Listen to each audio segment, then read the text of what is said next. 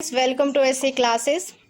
तो आज हम इस चैप्टर का पार्ट 5 लेके आए हैं जो कि है एक्सरसाइज 2.2 एनसीईआरटी क्वेश्चन नंबर 2।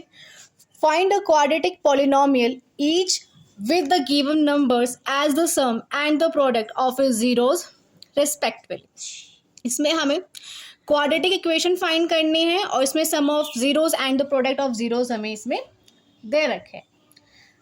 ठीक है, तो सम ऑफ जीरोस कितना दे रखा है इसमें 1/4 और प्रोडक्ट ऑफ जीरो कितना दे रखा है -1। तो हम स्टार्ट करते हैं एक्सरसाइज एनसीईआरटी एक्सरसाइज 2.2 जो कि है इस चैप्टर की लास्ट एक्सरसाइज का लास्ट क्वेश्चन। ठीक है, तो इसका फर्स्ट पार्ट 1/4 -1 दे रखा है। तो हम क्या करेंगे, let the polynomial be ax square plus क्या है bx प्लस c, ये हमारा पोलिनोमियल है and it's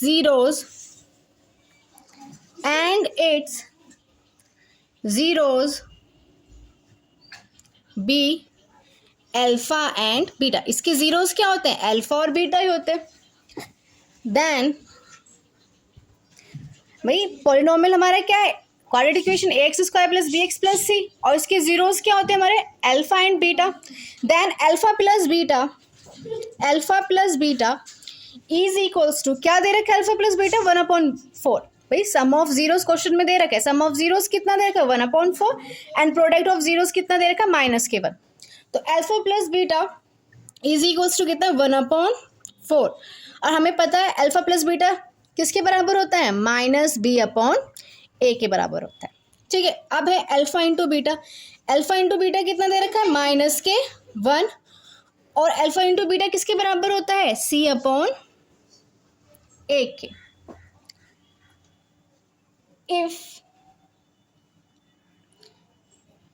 if a is equals to 4, a किसके बराबर दे रखा है 4 के। If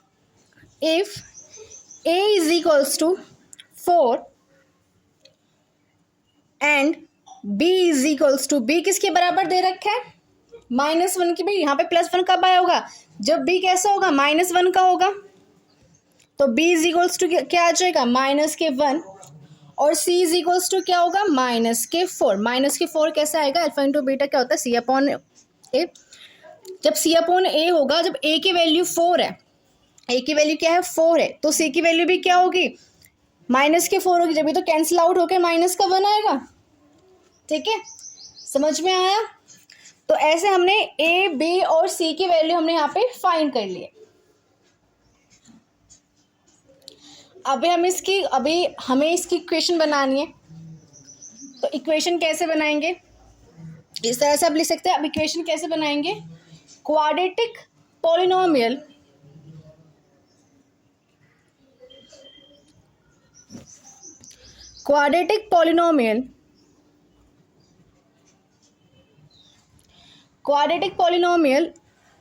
is equals to K क्या है हमारा कोफिशिएंट। ठीक है, X square minus sum of zeros into X plus product of zeros, sum of zeros into X plus product of zeros. So K coefficient है, के को हम ऐसे ही एज इट इज उतार लेंगे। एक्स स्क्वायर है का एज इट इज ऐसे रखेंगे और ए की वैल्यू क्या दे रखी है, इसमें हमें 4 दे रखी है।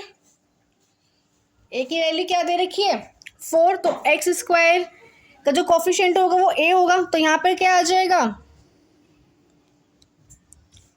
4। या तो इस तरह से कर सकते हैं, पहले एक केस बता देती हूँ टाइप फर्स्ट किस तरह से करेंगे।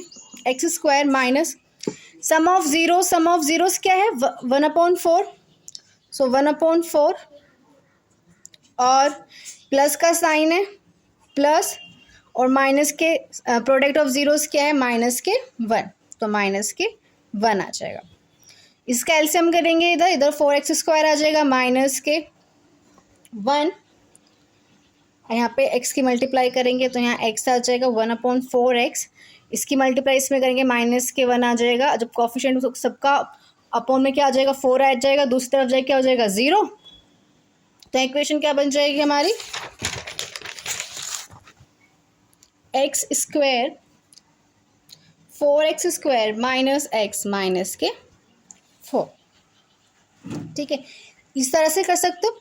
या फिर आपके पास सेकंड टाइप क्या है, आपने जो करा है यहाँ तक c की वैल्यू माइनस क्या आ गया माइनस की 4। आपको क्वाड्रेटिक इक्वेशन पता है, क्वाड्रेटिक इक्वेशन क्या होती है, क्वाड्रेटिक इक्वेशन होती है हमारी ax स्क्वायर प्लस में bx प्लस में c। अब a की वैल्यू कितनी आई थी आपकी, a की वैल्यू आपकी 4 आई थी, तो 4x स्क्वायर। ठीक है, b की वैल्यू क्या आई है आपकी, b की वैल्यू क्या है माइनस की 1, तो माइनस की 1 तो कितना आ जाएगा माइनस की 1 मल्टीप्लाई 1 की मल्टीप्लाई x में करेंगे तो x आ जाएगा, और माइनस के क्या आ जाएगा यहाँ पे 4। ठीक है, तो लास्ट स्टेप आप इधर यहाँ तक भी कर सकते हैं। समझ में आ गया। तो यहाँ पे हमारा पार्ट क्वेश्चन सेकंड का पार्ट फर्स्ट जो यहाँ पे कंप्लीट हो गया। सेकंड क्वेश्चन कह रहे हैं हम पार्ट सेकंड से ही कर लेंगे। ठीक है, सेकंड क्वेश्चन कह रहे हैं √2 1/3। ये आप किस तरह से कर सकते हैं, एक तो अगर क्वेश्चन जो है आपको MCQ में पूछा गया हो तो आप इस तरह से कर सकते हो। अगर क्वेश्चन MCQ में पूछा गया तो आप इस तरह से जल्दी सॉल्व कर सकते हो। अगर MCQ से नहीं पूछा गया, आपके वेरी शॉर्ट में या फिर शॉर्ट में आया क्वेश्चन ये, तो आप 2 नंबर का होगा, तो आप इस तरह से सॉल्व करके सॉल्यूशन दिखा सकते हो। ठीक है, अब हमारा ये अल्फा प्लस बीटा, ये क्या दे रखा है इधर, अल्फा प्लस बीटा और alpha into beta sum of zeros product of zeros दे रखे। वही आप लिखोगे let the polynomial be X square plus B X plus C. तो हमारे अल्फा और बीटा क्या है, अल्फा एंड बीटा हमारे जीरोस हैं। देन मैं इधर से स्टार्ट कर देती हूँ।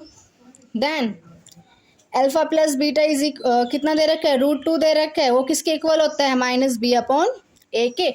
और अल्फा इंटू बीटा क्या होता है, अल्फा इंटू बीटा 1/3 जो किसके इक्वल होता है सी अपॉन ए के। तो हमें यहाँ से पता चल रहा है जो ए की वैल्यू है वो क्या है, यहाँ पे 3 है। ए की वैल्यू यहाँ पे क्या है 3 है। ठीक है, सी की वैल्यू 1 है। जो आपको पहले पता चल रहा है वो आप लिख लो। सो ए की वैल्यू क्या है 3, सी की वैल्यू 1।